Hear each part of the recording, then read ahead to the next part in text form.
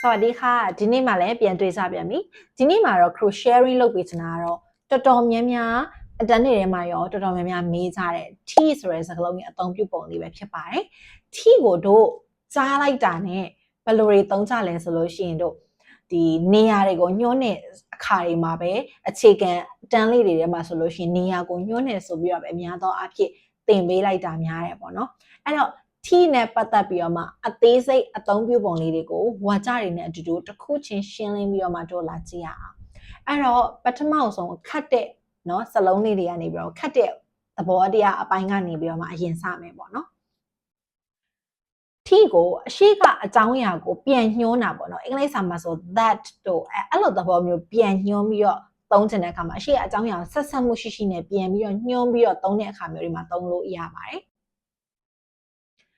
စာကြောင်းတွေကိုဆက်ဆက်ပြီးတော့နားလဲအောင်ဥပမာအဖြစ်လူတို့ပစ္စည်းတို့ဒီအကြောင်းအရာတွေကိုပြောနေပါတယ်ဆိုတဲ့အကြောင်းကိုသိအောင်ပြန်ညှိုးပြီးတော့မှပြောချင်တဲ့အခါမျိုးတွေမှာ T ကိုတို့သုံးလို့ရတယ်ပေါ့နော်ဥပမာစင်လို့ဆိုတဲ့စကားလုံးတွေညှိုးတယ်လို့မျိုးပေါ့နော်အဲ့လိုသဘောမျိုးနဲ့ညှိုးလို့ရပါတယ်ပထမအဆုံးအနေနဲ့ဒီ T နဲ့ပတ်သက်တဲ့ဒီအခက်ဆုံးတစ်ခုလေးအနေပြီးတော့မှလာပြီးတော့ဝါကြလေးတွေကိုကြည့်ကြည့်အောင်บ้านที่ฉันอยู่มีสวนกุหลาบเยอะมากบ้านที่ฉันอยู่มีสวนกุหลาบเยอะมากงานนี้တော့အိမ်บ้านที่ฉันอยู่ที่ဒီအိမ်ကိုပြန်ပြီးတော့ညွှန်ချင်တာมีရှိပါတယ်สวนกุหลาบဒီနှင်းစီပန်းချံကြီးเยอะมากအများကြီးပဲရှိပါတယ်หนังสือที่ฉันอ่านอยู่น่าสนใจมากหนังสือที่ฉันอ่านอยู่น่าสนใจมากဒီที่ဒီစာအုပ်ကိုပြန်ပြီးတော့ညွှန်ချင်တာငါဖတ်နေသောစာအုပ်หนังสือที่ฉันอ่านอยู่น่าสนใจมากစိတ်ဝင်စားစရာအရန်ကောင်းပါတယ်เด็กที่กำลังเดินมาทางนี้กำลังมองหาใครอยู่เด็กที่กำลังเดินมาทางนี้กำลังมองหาใครอยู่เด็กที่เดินมาและเช่าลาโต้กะลี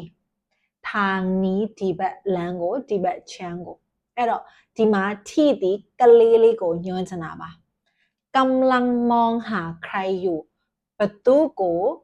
like ရှာနေတယ်လဲဘသူကိုရှာနေတယ်လဲဒီအဓိပ္ပာယ်မျိုးပြောလို့ရတယ်ฉันทำงานที่บริษัทประกันฉันทำงานที่บริษัทประกันฉันงาก็ทำงานอะไรလုပ်တယ်ที่บริษัทประกันဒီ insurance company မှာအလုပ်လုပ်ပါတယ်พี่สาวฉันไปเที่ยวเกาะที่ภูเก็ตพี่สาวฉันไปเที่ยวเกาะที่ภูเก็ตကျမရဲ့အမကဖူးခတ်မှာရှိတဲ့ကျွန်းကိုအလည်သွားပါတယ်ထိနဲ့ပတ်သက်ပြီးတော့မှနောက်ထပ်သုံးလို့ရတဲ့အချက်တစ်ချက်ကတော့ကိန်းဂဏန်းတွေကိုညွှန်တဲ့အခါတွေမှာသုံးလို့ရပါတယ်ဥပမာအားဖြင့် table number 7โต๊ะที่7အဲ့တော့ထိသည်ကိန်းဂဏန်းတွေရဲ့အရှိမလဲလိုက်လို့ရပါတယ်ဥပမာ9ရက်နေ့วันที่7ရက်စွဲကိုတော့ one t လို့သတ်မှတ်ကြတာပေါ့နော်ဒါလွယ်လွယ်မှတ်မယ်ဆိုလို့ရှိရင်တချို့ကျတော့ရက်စွဲကိုပြောတဲ့အခါမှာ date လို့ပြောလိုက်လို့ရှိရင်စဉ်းစားလို့မရအောင် date ကိုဘယ်လိုသုံးရလဲမသိဘူး one တလုံးနဲ့ပဲထွက်ကြတယ်ဒါဆိုရင်အလွယ်တကူမှတ်လို့ရတာက t ဆိုတဲ့စကားလုံးဒီကိန်းနဲ့နေအရှိမလိုက်တယ်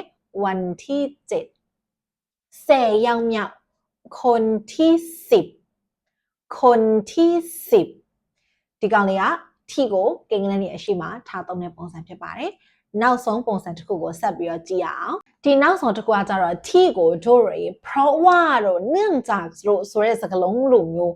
အဘဲကြောင့်ဆိုတော့အကြောင်းရင်းကတော့ဆိုပြီးတော့မှပြန်ရှင်းချင်တာမျိုးမဟုတ်ဘဲနဲ့လေအဲ့ဒီစကားလုံးတွေကိုအစားထိုးပြီးတော့သုံးလိုက်တယ်လို့မျိုးပေါ့နော် T ကိုအဲ့လိုမျိုးသုံးလို့ရတယ်ဥပမာအားဖြင့်တို့နေလာတဲ့အတွက်ငါဝမ်းသာပါတယ်ဒါမျိုးတွေပြောချင်တာเนาะดีใจที่คุณมาဝမ်းသာတာဗာလဲနင်လာတဲ့အတွက်ကြောင့်မလို့ဝမ်းသာတာ နော်အဲ့တော့ T ကိုတို့ကအဲ့လိုမြန်မာစာကြောင်းနဲ့ဆိုတော့ပြောင်းပြန်သုံးတဲ့ပုံစံမျိုးပေါ့နော်ဒီဖြစ်ရက်ကိုပြန်ပြီးတော့မှညွှန်းဆိုချင်တာဒီအကြောင်းရင်းကြီးကြောက်ကတော့ငါဒီလိုဖြစ်ပါတယ်လို့ပြောချင်တဲ့အခါမျိုးတွေမှာဆိုလို့ရှိရင်တော့ဒီလို T ကိုထည့်ပြီးတော့သုံးလို့ရတယ်ဥပမာဝါကျလေးတွေကိုဆက်ကြည့်ကြမယ်ฉันดีใจที่ได้เจอคุณฉันดีใจที่ได้เจอคุณฉันငါကดีใจဝမ်းသာတယ်ဘာကြောင့်လဲဆိုတော့ที่ได้เจอคุณမင်းကိုတွေ့ရတဲ့အတွက်ကြောင့်ฉันเสียใจที่ไม่ได้ไปคอนเสิร์ตฉันเสียใจที่ไม่ได้ไปคอนเสิร์ตငါကဝမ်းနေတယ်ဘာအတွက်ကြောင့်လဲဆိုတော့ concert မသွားရတဲ့အတွက်ကြောင့်မို့လို့ฉันเสียใจကျမဝမ်းနေတယ်